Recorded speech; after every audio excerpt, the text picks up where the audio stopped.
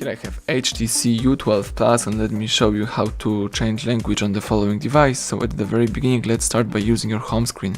Let's find and select the apps icon.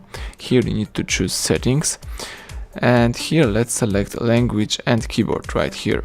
Choose languages from the top of the list, and right now I'm using the English from United States, but you may also change your language by choosing add a language. From the following list, let's choose your desired language. In my case, it could be, for example, the Spanish. So let me choose Espanol, choose the region, it could be España. Now you can just add the language to the list, or you can tap OK and use it as a default. Let me tap OK.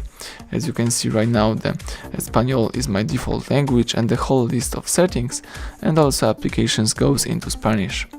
Now if you would like to go back to the previous version, so to the English one, let's choose Ajustes.